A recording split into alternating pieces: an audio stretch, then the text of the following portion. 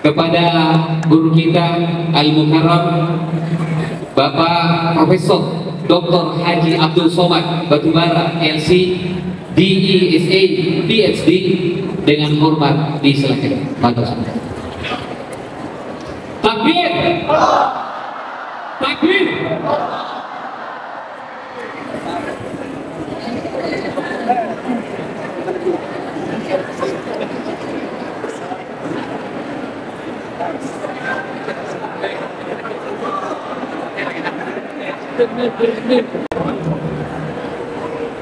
Assalamualaikum warahmatullahi wabarakatuh.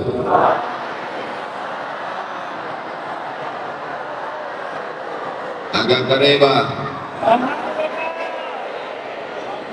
Apa kabar Bapak Ibu semuanya, sehat?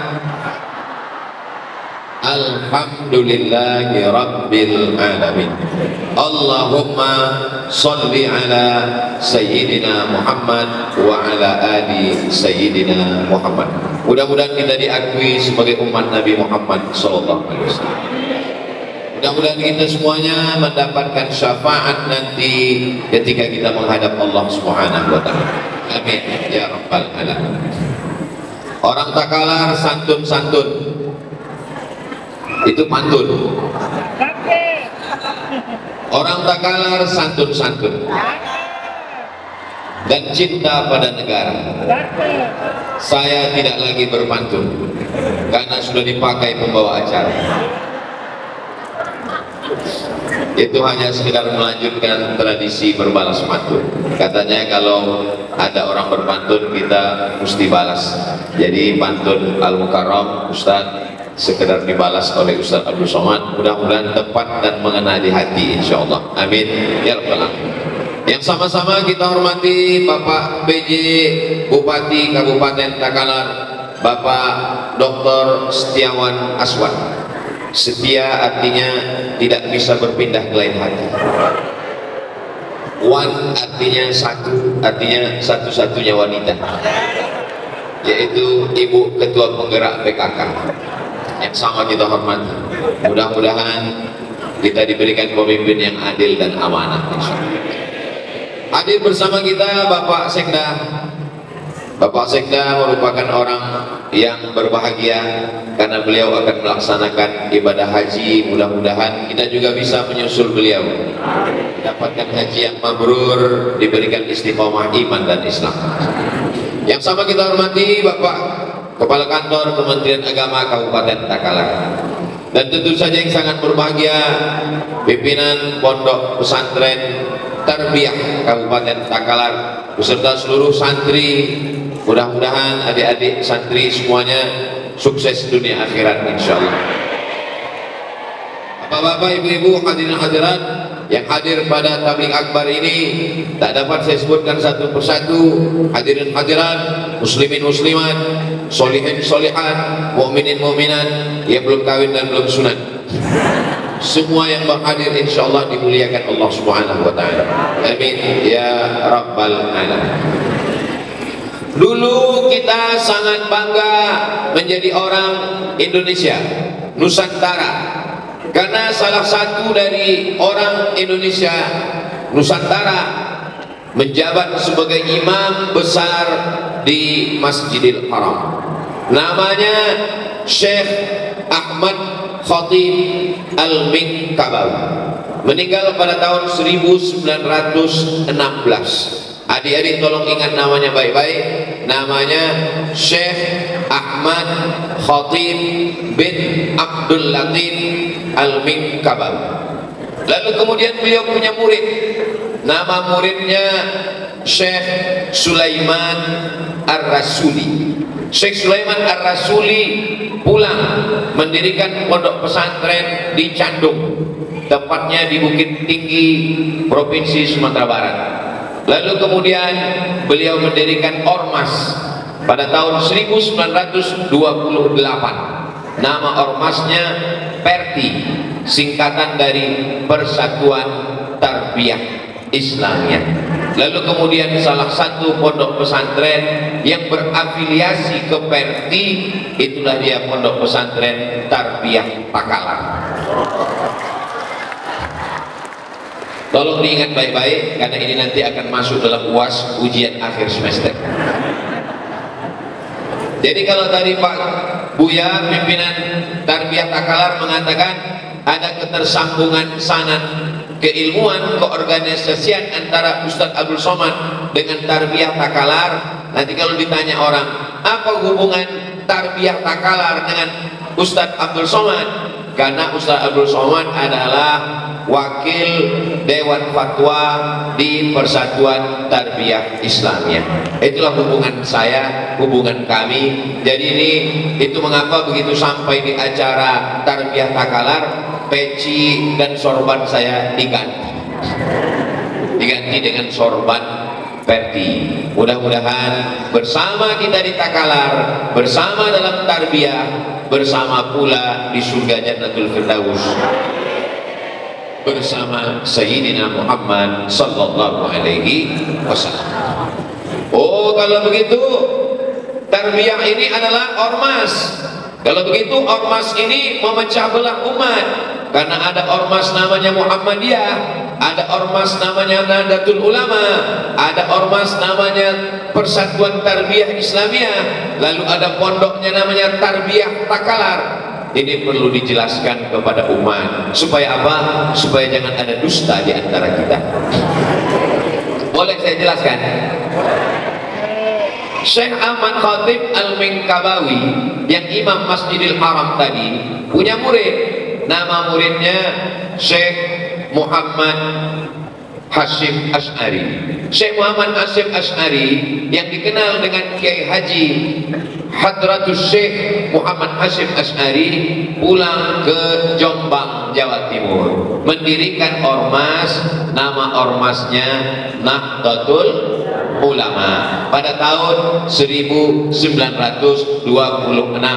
bersama Mbah Wahab Hasbullah bersama Mbah Bisri Sansuri. Jadi sanadnya ke atas juga ketemu kepada Syekh Ahmad Khatib Al-Minkabawi. Lalu kemudian Syekh Ahmad Khatib Al-Minkabawi tadi punya murid, nama muridnya Syekh Hasan Maksum. Syekh Hasan Maksum pulang ke Medan, Sumatera Utara, diangkat menjadi imam besar dan mufti pada kerajaan Kesultanan Melayu Delhi di Sumatera Utara.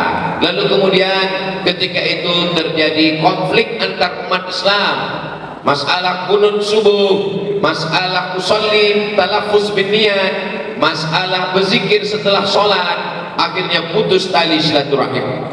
Maka mereka mendirikan ormas namanya Al-Jam'iyatul Wasliyah. Jadi antara tiga ormas ini punya kesinambungan, punya ketersambungan, yaitu Syekh Hasan Maksum di Sumatera Utara namanya yaitu ormas yang disebut dengan Al-Jam'iyatul Wasliyah. Kemudian di Jawa Timur bernama Nahdlatul Ulama, kemudian ada yang disebut dengan Verdi, Persatuan Tarbiyah Islamiyah, yang sampai ke Takalar. Ini perlu dijelaskan supaya jangan sampai berkonflik. Apa ciri khas dari ormas-ormas ini? Dia berciri khas tiga. Yang pertama, dalam bidang akidah, dia berakidah Imam Abdul Hasan Al-Ash'ari yang disebut dengan Ahlus Sunnah wal Jamaah. Dalam bidang fikih dia bermazhab, jadi dia bukan langsung ke Quran ke hadis, tapi mengikut imam-imam mazhab. Itu yang disebut dengan Imam Muhammad bin Idris Asy-Syafi'i. Dalam bidang akhlak dia tasawuf, tapi bukan tasawuf falsafi. Tasawufnya lebih kepada menghidupkan sunnah yang disebut dengan tasawuf sunni. Imam Junaid Al-Baghdadi dan Imam Abu Hamid Al-Ghazali. Akidahnya Imam Ash'ari, fikihnya Imam Syafi'i, dan tasawufnya Imam Abu Hamid Al-Ghazali. Ini yang disebut dengan trilogi dalam bidang akidah, dalam bidang fikih, dalam bidang akhlak. Mudah-mudahan adik-adik bisa ingat semua. Yang tidak ingat dicatat, yang tidak bawa pena lupa menulis jangan khawatir, karena tausiah ini bisa didengar ulang di channel Ustadz Abdul Somad Official. Jangan lupa subscribe, like, share, and comment. Sallallahu ala Muhammad, sallallahu alaihi wasallam, sallallahu ala Muhammad, sallallahu alaihi wasallam. Ya Nabi salam alaika, ya Rasul salam alaika, ya Habibi salam alaika, salawatullah alaika. Allahumma salli ala Sayyidina Muhammad. Apakah tarbiyah berkonflik dengan As'adiyah, dengan Darul Dakwah wal Irsyad DDI? Tidak. Kenapa? Karena semua lembaga pendidikan ini masih bernaung di bawah atap rumah yang besar. Rumah itu bernama Ahlus Sunnah wal Jamaah. Kita bertentangan dengan ahlul bid'ah wa dhalalah. Jadi kalau adik-adik melihat di internet, di YouTube, konflik yang begitu tajam, itu konflik itu kalau berbeda dalam masalah akidah. Akidah kita adalah akidah sifat 20. Wujud qidam baqa mukhalafatu lil hawadisi qiyamuhu binafsihi wahdaniyah qudrat iradat. Silakan ke pondok-pondok pesantren Nahdlatul Ulama, ke pondok-pondok pesantren tarbiyah, ke pondok pesantren tarbiyah Islamiyah, ke pondok pesantren yang diasuh oleh Dewan Darul Dakwah wal Irsyad, ke pondok pesantren yang di bawah As'adiyah. Itu semuanya sama, anak-anak tetap dalam akidah wujud qidam baqa mukhalafatul lil hawadisi qiyamu binafsihi wahdaniyah qudrat iradat ilmun hayat sama basar kalam, yang disebut dengan akidah sifat 2. Sifat 20 adalah sifat yang disusun ulama untuk melakukan fit and proper test. Ini kan bulan Agustus, calon-calon bupati, gubernur, wali kota akan mendaftar ke KPU, Komisi Pemilihan Umum. Maka ada namanya syarat-syarat. Syarat menjadi bupati Takalar harus apa ya? Warga negara Indonesia. Pokoknya nanti lihat syaratnya di KPU. Jadi kalau tidak dibuat syarat-syarat ini, nanti orang Belanda datang mau jadi bupati Takalar, cerdas, S3, profesor doktor, berilmu, on time tepat waktu, tapi dia tidak bisa jadi bupati Takalar. Kenapa? Tidak lulus fit and proper test. Untuk apa sifat 20 itu dibuat? Sifat 20 dibuat untuk melakukan fit and proper test. Loh, sifat 20 itu fit and proper test siapa? Untuk menyeleksi Tuhan. Untuk menyeleksi Tuhan. Karena sekarang jumlah Tuhan di dunia ini setelah diadakan survei ada 4.000 Tuhan. Sekarang ada yang mau mendaftar jadi Tuhan di dunia ini sebanyak 4.000 yang mau ikut tes seleksi mau jadi Tuhan.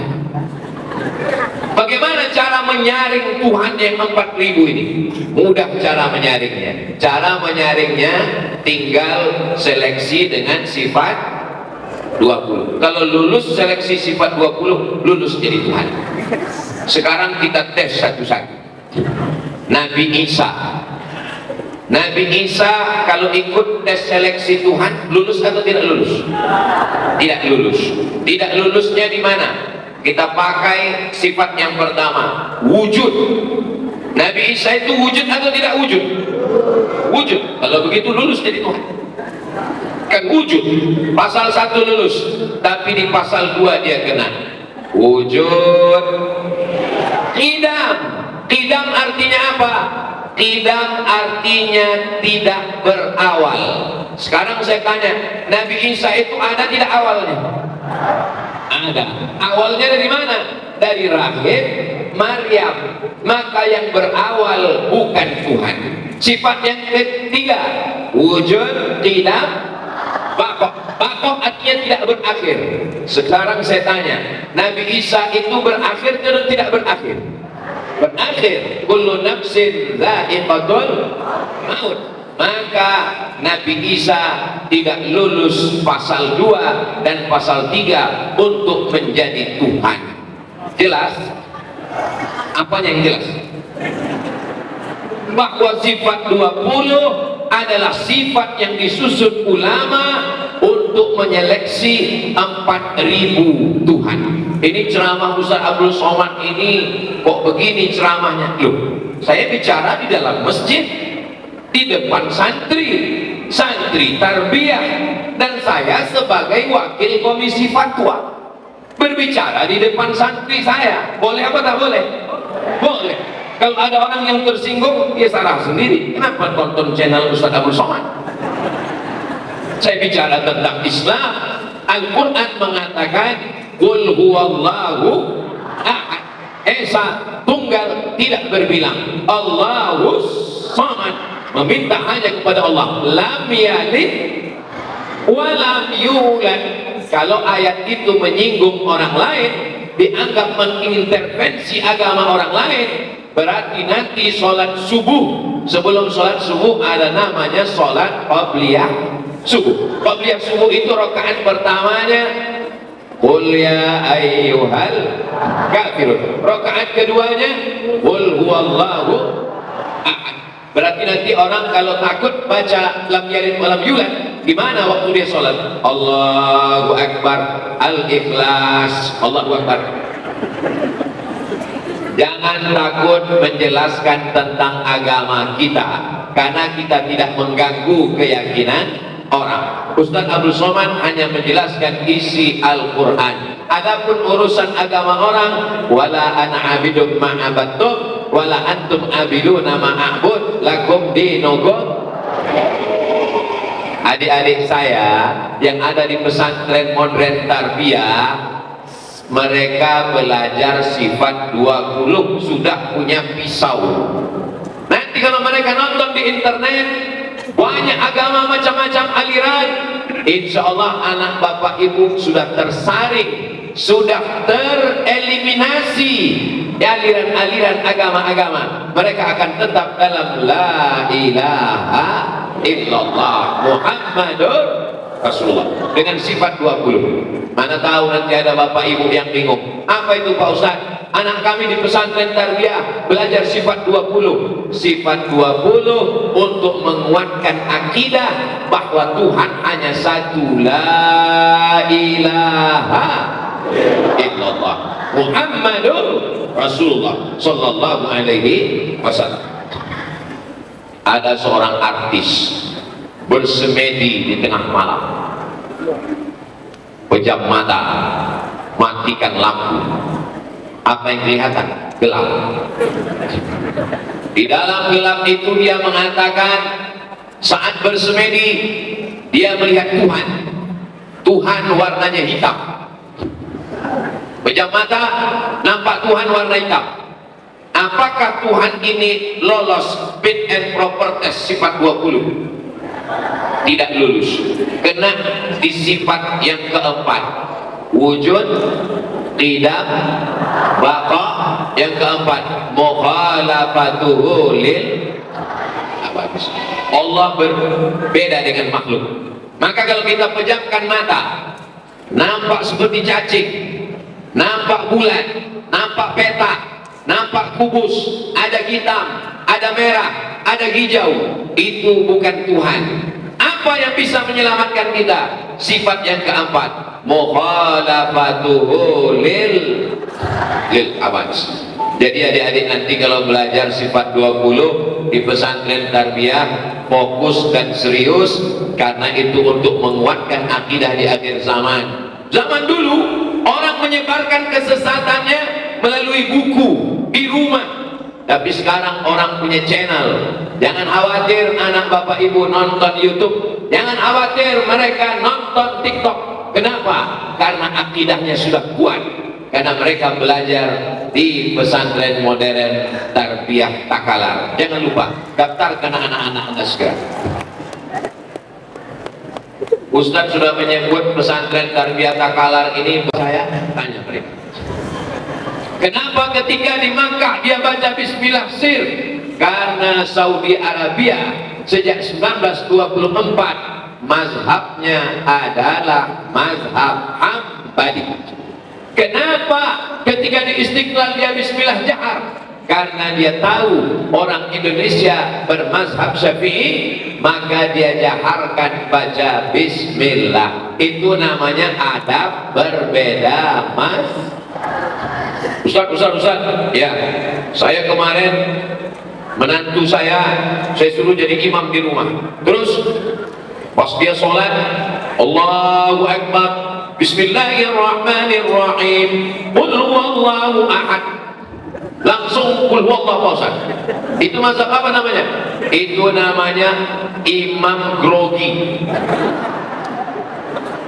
Gara-gara disuruh mertua, saking groginya lupa baca Al-Fatihah. Maka makmumnya di belakang nggak boleh diam.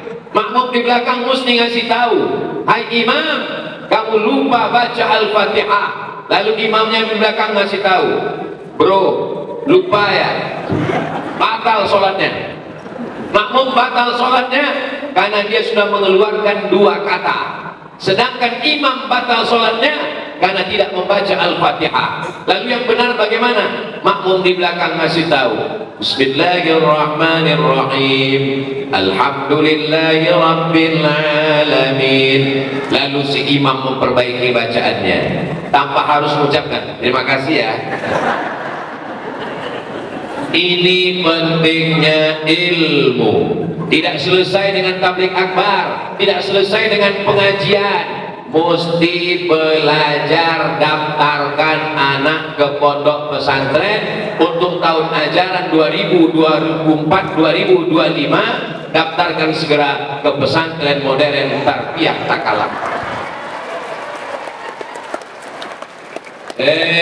Ustadz Abdul Somad ini merusak persatuan kami di Sulawesi Selatan. Ustadz, kenapa hanya ngomong pesantren modern tarbiyah Takalar? Saya sudah pulang balik ke pondok pesantren Darud Dakwah. Darud Dakwah atau Dewan Dakwah? Darud Dakwah wal Irsyad Mangkoso. Ketemu dengan Andri Guruta, Profesor Dr. Farid Wajdi. Beliau adalah Syekh Masyaikh kami di Al-Azhar. Hubungan saya baik dengan Darud Dakwah wal Irsyad. Saya juga ke As'adiyah. Sahabat-sahabat saya satu angkatan dengan saya, Ustadz Bunyamin, alumni As'adiyah. Sebelah kanan Ustadz Bunyamin, sebelah kiri Ustadz Hasbi, alumni DDI Mangkoso. Alhamdulillah hubungan kita baik. Kita tidak rebut-rebutan santri, karena kita tujuannya satu, menyelamatkan Indonesia dalam bingkai Ahlus Sunnah wal Jamaah. Tujuannya sama-sama Allahu Akbar. Kamu mau kemana? Saya mau ke Takalar. Tujuannya Takalar. Ada yang naik mobil, ada yang naik motor, ada yang naik ojek, ada yang naik pesawat, ada yang naik kapal selam. Semuanya sampai. Jangan kelahi sikut-sikutan, karena ulama dulu tidak pernah kelahi. NU tidak kelahi dengan Muhammadiyah, tidak kelahi dengan Tarbiyah, tidak kelahi dengan Al-Jamiyatul Wasliyah. Semuanya dalam bingkai la ilaha illallah Muhammadur Rasulullah sallallahu alaihi wasallam. Ini yang pertama. Baru pertama Ustaz, ya. Yang kedua yang mau saya jelaskan adalah, karena ini yang di dalam. Ini di dalam ini. Penjelasan saya yang pertama tadi di dalam masalah akidah, dalam masalah fikih, dalam masalah akhlak. Jangan sesama kita ini kelahi cakar-cakaran di dalam. Kelahi antara yang pakai cadar dengan yang pakai jilbab panjang. Kata yang jilbab panjang, kamu kenapa pakai cadar? Kata yang pakai cadar, kamu kenapa pakai jilbab, wajahmu masih kelihatan. Kalau yang pakai cadar dengan yang pakai jilbab kelahi, yang ketawa yang nggak pakai baju. Selama dia menutup aurat, kami di Al-Azhar diajarkan pakai cadar itu dianjurkan. Apalagi bagi anak gadis, perempuan yang cantik-cantik dianjurkan pakai cadar. Karena kalau sampai wajahnya kelihatan, banyak orang yang salah suap waktu makan. Anak gadis yang muda-muda, yang putih-putih, yang bening-bening, yang cantik-cantik dianjurkan pakai cadar. Karena kalau sampai dia berdiri di pinggir jalan, banyak supir angkot yang nabrak tiang listrik. Bagus pakai cadar. Tapi yang tidak pakai cadar juga punya dalil. Mana dalil yang tidak punya pakai cadar? Yang tidak pakai cadar berdalil dalam mazhab Maliki bahwa Imam Malik membolehkan orang makan, membolehkan perempuan makan walaupun ada laki-laki. Lihat pendapatnya, boleh makan. Kalau boleh makan ada laki-laki, berarti tangannya kelihatan dan wajahnya kelihatan. Gak mungkin dia bisa makan kalau wajahnya tertutup, kecuali kalau makannya itu di blender, disedot pakai pipet. Imam itu berpendapat sedikit saja, maka pendapatnya itu bisa dijadikan sebagai dalil tentang perempuan yang boleh makan. Padahal ada laki-laki ajnabi, menunjukkan bahwa tangannya kelihatan, wajahnya kelihatan. Karena waktu dia makan itu pasti tangannya memegang lauk pauk dan tepung gandum dan disuapkan ke mulut, wajahnya kelihatan. Dalilnya dari mana? Sekarang orang bertanya, mana dalilnya? Mana dalilnya? Dalilnya adalah kata Nabi SAW, illa ma zahara minha, kecuali yang biasa terlihat. Yang biasa terlihat itu mana? Nabi menunjukkan, innal mar'ata, sesungguhnya perempuan, idza balagatil mahid, kalau sudah sampai usia haid, mohon maaf, sampai usia menstruasi, la yasluh laha an yura minha, tidak boleh terlihat dari tubuhnya illa hadza wajah wa hadza telapak tangan. Jadi wajah dan telapak tangan boleh kelihatan. Itu maka kami di Al-Azhar kalau ditanya, apakah boleh perempuan ini pakai cadar? Boleh. Apakah boleh perempuan tidak pakai cadar, pakai jilbab saja? Boleh. Jangan kelahi antara keduanya. Yang pakai cadar jangan diejek. Ini banyak perempuan, laki-laki mengejek perempuan pakai cadar. Ninja. Bagaimanapun juga cadar adalah bagian dari ajaran agama Islam. Berapa banyak perempuan bercadar yang solihah, yang taat, diejek-ejek, turun murka Allah. Akhirnya 2 tahun kita pakai cadar. Tahun 2020 sampai 2021 pakai cadar terus, masker. Datang COVID, wajib bercadar. Jangan mengejek syariat agama Allah kalau kita tidak mampu. Begitu juga dengan yang bercadar, tidak mengejek perempuan yang tidak bercadar. Kenapa? Karena perempuan-perempuan yang solihah begitu banyak yang memperlihatkan wajah. Kami ketika belajar di Maroko, itu ada dosen namanya Dr. Faridah Zamru. Dr. Faridah Zamru mengajar hadis di Darul Hadis, tidak bercadar. Dan Dr. Faridah Zamru ini punya guru. Nama gurunya Syekh Muhammad Rawandi. Syekh Muhammad Rawandi tidak pakai cadar karena dia laki-laki. Syekh Muhammad Rawandi punya guru namanya Bintus Syatiq, namanya Syekhah Dr. Profesor Aisyah Abdurrahman binti Syati, ahli tafsir dari Mesir, diundang oleh Raja Hasan II untuk mengajar di Parawiyin Maroko dan mengajar di Darul Hadis. Dia perempuan, tidak bercadar. Jadi kita tidak boleh saling menyerang, saling mengejek sesama ahlus sunnah wal jamaah. Insya Allah kalau dimasukkan anaknya ke pondok-pondok pesantren yang mengajarkan tentang perbedaan mazhab, insya Allah dia tidak akan kelahi. Yang jadi masalah sekarang, ada orang-orang ketika berbeda pendapat dianggapnya bid'ah. Kalau berbeda pendapat langsung bid'ah, dolalah, masuk neraka. Masalah maulid Nabi ikhtilaf. Maulid Nabi itu termasuk masalah yang ikhtilaf. Sebagian membolehkan, sebagian tidak membolehkan. Maka kalau saya ditanya, Ustaz, bagaimana dengan maulid Nabi? Sebagian membolehkan.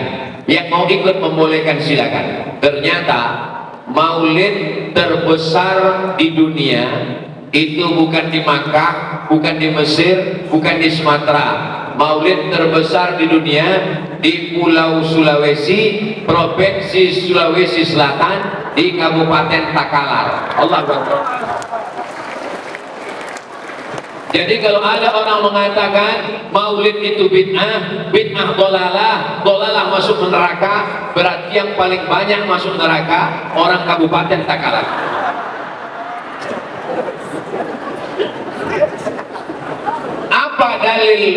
Apa dalil para ulama yang mengatakan maulid itu dianjurkan?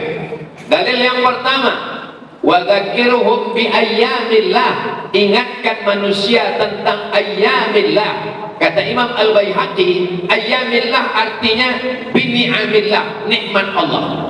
Ingatkan mereka tentang nikmat sehat, ingatkan mereka tentang nikmat hidup, ingatkan mereka tentang nikmat Islam. Tapi nikmat yang terbesar di antara semua nikmat adalah nikmat datangnya Nabi Muhammad sallallahu alaihi wasallam. Dan maulid Nabi itu cara untuk mensyukuri, cara memberitahu umat Islam ini adalah datangnya Nabi Muhammad sallallahu alaihi wasallam. Kami sedang tidur-tiduran di masjid di Mesir. Pas lagi sedang tidur-tidur di masjid, datang orang Mesir bawa manisan. Manisan itu bahasa Arabnya halawah. Halawah, halawah, halawah, halawah. Kami pun bangun dari tidur mau marah sama dia. Marah karena dia jualan. Allahumma sholli ala sayyidina Muhammad. Apa kamu nggak ingat? Ini 12 Rabiul Awal lahirnya Nabi Muhammad sallallahu alaihi wasallam. Jadi orang Mesir, kalau dia tidak bisa buat maulid, kalau dia tidak bisa potong kambing, kalau dia tidak bisa potong ayam, maka dia bawakan manisan ke anak kecil sambil berselawat memberitahu ini adalah kelahiran Nabi Muhammad sallallahu alaihi wasallam. Di Riau bagaimana maulid? Di Riau ada namanya Maulid Arba'in. Arba'in artinya 40 malam. Malam 1, malam 2, malam 3. Puncaknya di malam 12 Rabiul Awal. Di Aceh bagaimana maulid? Di Aceh maulidnya 90 malam. 30 malam sebelum Rabiul Awal, 30 malam Rabiul Awal, 30 malam Rabiul Akhir. Jadi kalau kita pakai fatwa yang maulid bid'ah dolalah masuk neraka, jadi yang paling banyak nanti di neraka itu pertama Kabupaten Takalar, habis itu orang Riau, habis itu orang Aceh. Nah, 3 provinsi itu aja isi neraka jahanam itu. Berbeda pendapat melapangkan hati dengan cara baca pendapat para ulama. Ada seorang ulama namanya Al-Hafiz Ibnu Hajar Al-Asqalani. Kalau disebut Al-Hafiz itu artinya hafal hadis 300.000 hadis. 300.000 hadis dia hafal dan dia membolehkan maulid 300.000 hadis. Sekarang ada ustaz hafal hadisnya cuma 3, itu pun kalau laptopnya hidup. Mati laptopnya, hilang sanadnya, hilang matanya. Tinggal lagi sebagaimana disabdakan oleh Rasulullah. Mana pernah Nabi bahasa Indonesia? Apa kata Imam Al-Hafiz Ibnu Hajar Al-Asqalani? Pendapat ini dikutip oleh Al-Hafiz Jalaluddin Abdurrahman As-Suyuti, meninggal tahun 911, dalam kitab Al-Hawi lil Fatawi. Ketika Nabi Musa menyeberang sungai, menyeberang Laut Merah, Nabi Musa selamat, dikejar oleh Fir'aun. Fir'aun tenggelam. Dan kita mensyukuri nikmat selamatnya Nabi Musa dengan melaksanakan puasa tanggal 10 Muharram. Sekarang Zulqa'dah, bulan depan Zulhijjah, habis Zulhijjah Muharram. Insya Allah nanti pada tanggal 10 Muharram kita semuanya berpuasa, insya Allah. Amin. Pertanyaannya, kenapa kita puasa tanggal 10 Zulhijjah? Jawabannya satu, kita puasa 10 Zulhijjah karena bersyukur atas selamatnya Nabi Musa. Apa kata Imam Ibnu Hajar Al-Asqalani? Kalau selamatnya Nabi Musa disyukuri setiap tahun. Nabi Musa sudah selamat itu 1000 tahun yang lalu. Sampai tahun 2024 kita tetap mensyukuri. Berarti boleh diulang setiap tahun. Ada nikmat yang lebih besar daripada selamatnya Nabi Musa. Nikmat apa? Nikmatnya lahirnya Nabi Muhammad Sallallahu Alaihi Wasallam. Jadi pengambilan dalilnya itu jauh. Hanya orang-orang yang cerdas saja yang bisa menangkap. Jadi kalau ada orang bertanya, apa itu dalil maulid? Maulid itu dalilnya adalah Nabi Musa menyeberang Laut Merah, dikejar oleh Fir'aun, selamat, disyukuri setiap tahun. Karena selamatnya Nabi Musa boleh disyukuri setiap tahun, maka lahirnya Nabi Muhammad pun, aduh berat sekali, ini memang berat, cukup kami aja. Orang tidak sabar pengambilan dalil yang berbelit-belit, maka dia mesti disekolahkan agama, bisa hafal Quran, baca kitab. Apakah orang dari pesantren modern tarbiyah itu bisa baca Quran? Gak usah ditanya. Juara musabaqah tilawatil Quran berasal dari Kabupaten Takalar, dari pesantren modern tarbiyah. Allahu Akbar. Itu baru anak-anaknya, apalagi bapaknya. Itu tadi yang di depan tadi, Ustaz Abdul Somad dipersilakan untuk menyerahkan hadiah. Itu baru anak perempuan, apalagi ibunya. Betul Bu? Betul. Saudara yang dimuliakan Allah Subhanahu wa Ta'ala, baca Qurannya bagus, baca kitabnya bagus, akidahnya sifat 20, fikihnya bermazhab Syafi'i, tasawufnya Sunni Imam Al-Ghazali. Insya Allah selamatlah anak bapak ibu. Jangan sampai anak tidak masuk pesantren. Bagi saya, anak saya, keponakan saya, santri saya wajib mondok. Yang 6 tahun ini wajib, SMP 3 tahun, SMA 3 tahun. Anak adik saya, anak pertama mondok Ihsan Boarding School, anak kedua mondok Darul Quran Mulia Bogor. Yang enggak mondok saya pecat jadi keponakan. Kenapa Ustadz keras dalam masalah pendidikan? Karena saya hari Jumat, Sabtu, Ahad, Senin keluar. Saya di rumah cuma hari Selasa, Rabu, Kamis. Jumat saya terbang ke Makassar. Hari Sabtu di Takalar. Besok nggak tahu kemana. Hari Senin baru pulang ke Pekanbaru. Kalau sampai anak keponakan saya di rumah main handphone, nonton TV, drama Korea, K-pop, pulang-pulang saya rambutnya sudah 3 warna, antingnya sudah 13, maka paling selamat menyerahkan anak ke pondok pesantren. Tidak ada alasan lain. Bapak ibu yang punya anak yang sudah menyerahkan anak ke pesantren, alhamdulillahirabbil alamin. Yang belum memasukkan anak ke pesantren, insya Allah tahun 2024 masukkan anak ke pesantren. Siap Bapak Ibu? Yang tidak memasukkan anak ke pesantren, saya tidak tanggung jawab. Saya sudah sampaikan semuanya. Jangan sampai anak nanti kena narkoba, kena ganja, geng motor. Siapa yang membelikan sepeda motor? Bapaknya. Siapa yang membelikan handphone? Bapaknya. Siapa yang membiarkan dia keluar malam? Ibunya. Bapak ibu akan diminta tanggung jawab di hadapan Allah Subhanahu wa taala. La tus'alunna yauma idzin 'anil. Anak laki-laki di bawah anak perempuan, mabuk, sakau, pacaran, zina, dikejar geng motor, bunuh-bunuhan, mati. Nauzubillah, tidak terungkap. Untung kerasukan setan. Mau bagaimana generasi kita ke depan? Maka tidak ada jalan lain.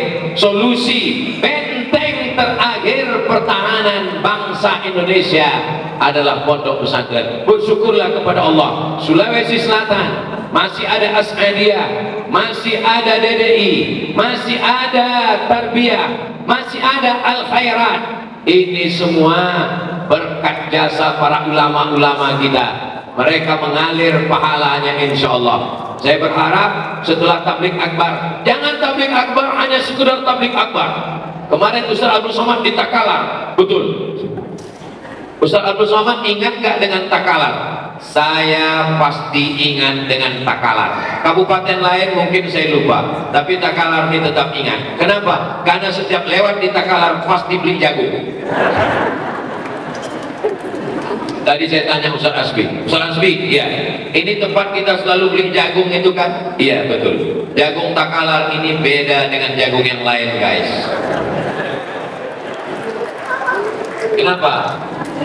Karena rasanya manis. Saya sudah lama penasaran. Kenapa jagung Takalar ini manis? Ngobrol tadi dengan Pak Bupati dan Pak Sekda, mereka buka jurusnya. Ternyata merebusnya dengan tebu. Bayangkan, sudah setua ini, sudah seumur 27 tahun ini, baru ini tahu cara ngerebus jagung. Bayangkan, ini saya kasih tahu bagi bapak ibu dimanapun berada, kalau mau ngerebus jagung, mulai besok rebus pakai tebu. Saudara yang dimuliakan Allah Subhanahu wa taala. Apa kata Pak Bupati? Apa kata Pak Sekda? Ustaz Somad, jangan heran-heran kalau melihat orang Takalar ini manis-manis, karena jagungnya manis. Kalau menanam pohon manggis, jangan ditanam di tepi pagar. Kalau kamu mau manis, makanlah jagung Takalar. Saudara yang dimuliakan Allah Subhanahu wa taala. Ini masalah manis ini bukan masalah gula. Masalah manis ini bukan masalah jagung. Masalah manis ini adalah masalah rasa. Dan rasa itu belum bisa diungkapkan dengan kata. Andai ada orang berusaha untuk merangkai kata mewakili rasa, pasti katanya berdusta. Jadi saudaraku yang ada di Riau, kalau kalian mau merasakan manisnya jagung Takalar, datang kemari, nikmati sendiri, karena tak bisa diungkapkan dengan kata-kata. Andai kau ungkapkan dengan kata-kata, rasamu belum tentu rasaku. Kalau tanahnya sudah subur, kalau makanannya sudah enak, jangan lagi dirusak dengan perbuatan maksiat. Ustaz Abdul Somad, ulama yang datang membawa dakwah Islam kemari banyak. Di antara ulama yang datang itu dari kampung halaman Ustaz Somad, dari Pulau Sumatera, Datuk Mahkota. Begitu cerita Pak Sekda. Kalau mau lengkapnya, datang ke beliau. Tapi jangan tanya sekarang, beliau lagi sibuk persiapan berangkat haji. Nanti pas pulang haji, sekaligus minta minum air zam-zam. Apa maknanya? Bahwa kita, saya merasa jauh terbang. Dari Pulau Sumatera saya berangkat setelah subuh, terbang menuju Cengkareng, transit Jakarta. Dari Jakarta berangkat, azan maghrib baru sampai ke airport Sultan Hasanuddin Makassar yang ternyata berada di Maros. berangkat habis subuh, maghrib baru sampai.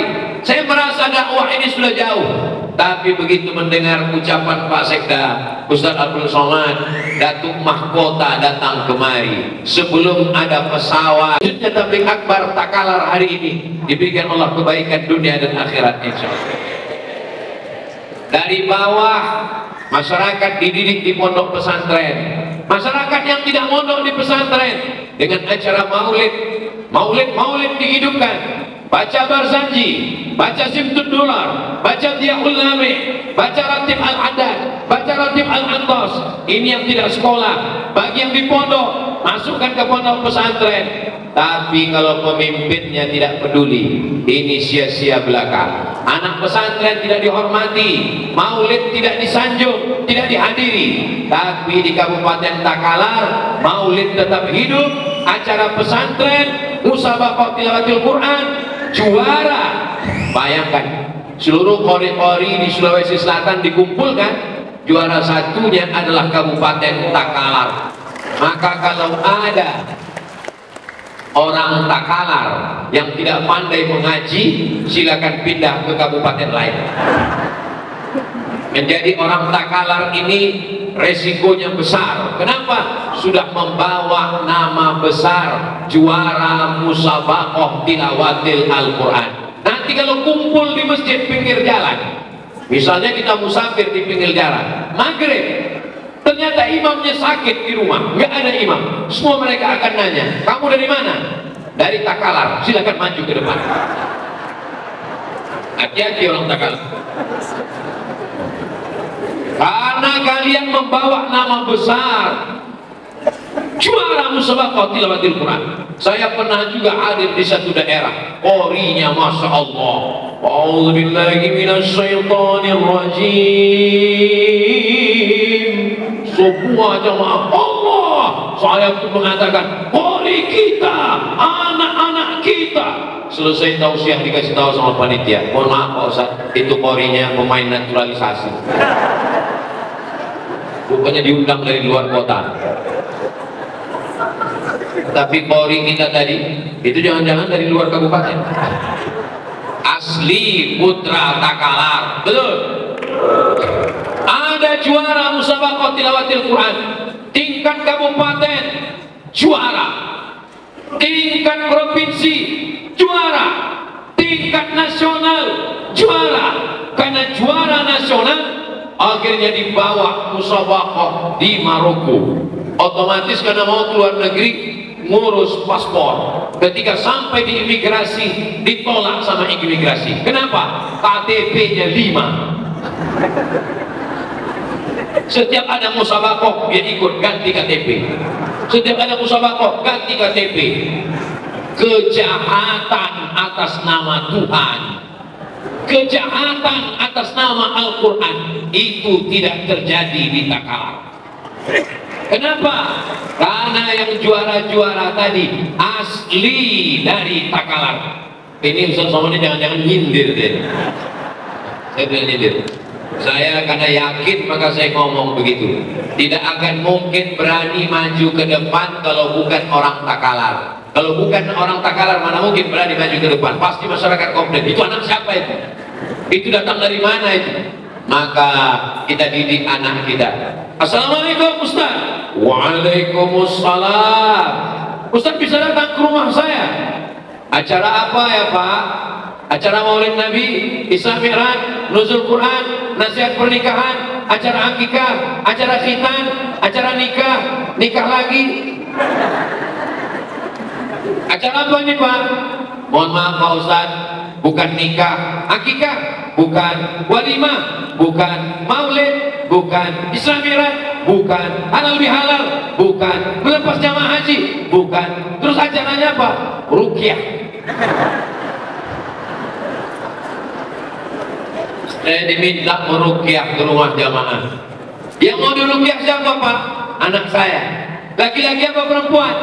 Saya paling takut meruqyah perempuan. Soalnya kalau dia sehat, nanti minta nikah sama saya. Laki-laki apa perempuan? Laki-laki Pak Ustaz. Alhamdulillah. Penyakitnya gimana Pak? anak saya ini dari pagi sampai sore sampai malam nggak mandi, nggak sholat, nggak ngaji, nggak makan, nggak tidur. Terus gimana? Nembak musuh yang nggak mati-mati.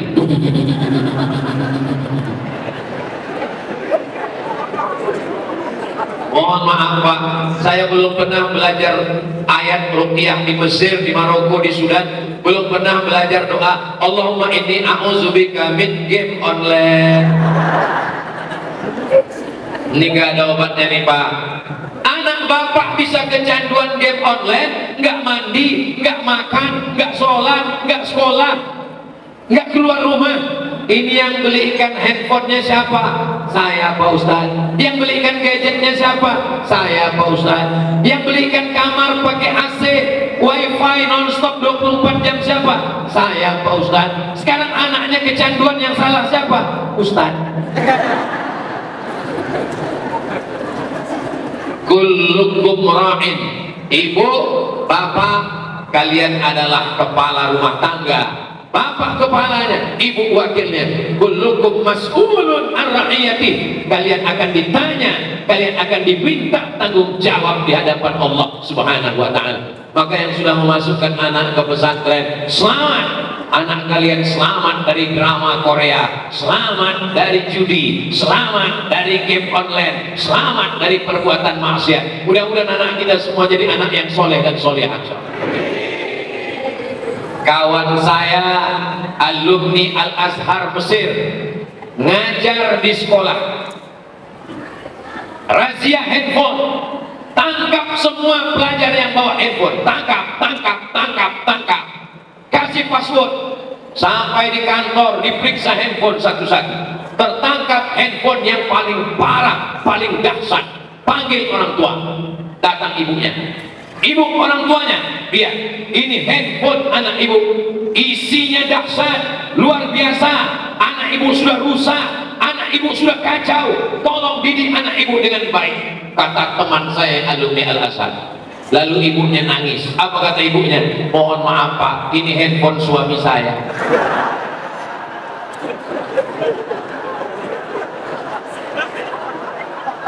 Ternyata handphone tidak hanya merusak anaknya, tapi juga merusak. Saya nggak ada ngomong. Ya Allah, selamatkan bapak-bapak kami dari handphone di Takalar ya. Alhamdulillah Ustaz Somad, suami saya itu Pak Ustaz, handphonenya bagus semua. Kenapa gitu Bu? Karena passwordnya atas nama saya. Suami saya Pak Ustaz, kalau saya dekati pasti baca Quran digital. Begitu saya agak menjauh, mulai main game online. Handphone merusak, malam mata tidak bisa tidur, kecanduan. Mudah-mudahan orang tua bisa waras, bisa sehat, tapi anak-anak hancur berkeping kepalanya. Alhamdulillah masih ada pondok pesantren, masih ada lembaga pendidikan yang menyelamatkan anak kita. Tadi saya tausiah jam 9:20, sekarang sudah jam 10:20. Ternyata saya sudah berdiri 1 jam. Saya walaupun tidak melihat jam, saya tahu saya sudah berdiri 1 jam. Terasa dari kesemutannya. Salah sendiri. Ustaz Somad kenapa berdiri? Kan disediakan kursi duduk, disediakan kursi, disediakan meja. Inilah enaknya jadi ustaz. Betapa sulitnya orang mencari kursi, kita disediakan kursi.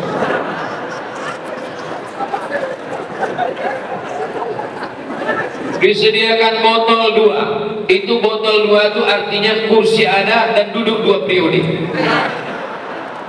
Bayangkan itu. Tapi Ustaz lebih memilih berdiri. Kenapa Ustaz berdiri? Karena dari kecil kita diajarkan kalau ada orang tua duduk di bawah, tidak sopan duduk di atas kursi. Pendidikan orang tua. Saya sampai hari ini, walaupun saya sudah tua, kalau saya duduk di atas kursi, melihat orang tua di bawah, rasa nampak wajah ibu saya marah. Karena waktu kecil saya duduk, tamu datang, mata ibu saya sudah ngasih kode. Saya tetap juga duduk. Begitu tamu pulang, langsung volume radio itu mengecil. pendidikan sebelum modern tarbiyah, pendidikan sebelum pondok pesantren, pendidikan yang utama, pendidikan di rumah. Ibu-ibu yang kebetulan bekerja di kantor Bupati Takalar, ibu-ibu yang kebetulan bekerja di kantor dinas, jangan gara-gara tausiah ini besok semuanya ngadap Pak Bupati minta resign. Kalian tetap mengabdi sebagai abdi negara, tetap kerja di kantor camat, tapi kalau sudah pulang jam 4 sore, mandi, sholat, kau punya waktu 2 jam untuk anakmu. Jam 9, jam 10, jam 8, jam 9, jam 10, didiklah anak. Jangan sampai anak datang bawa kertas, mama, ini nilai raporku, aku juara 1. Kau tetap juga scroll, mau cari jilbab apa yang bagus besok. Datang anak, mau tunjukkan rapornya, raporku bagus, nilaimu bagus. Bukannya kau respon, malah kau ambil handphone, kau foto dia, kau update status. Ada anak ribut sekali. Kita akan diminta tanggung jawab di hadapan Allah Subhanahu wa ta'ala. Teh manisnya sama, airnya sama, kompornya sama, gulanya sama, merek tehnya sama, tapi rasanya berbeda. Kenapa berbeda?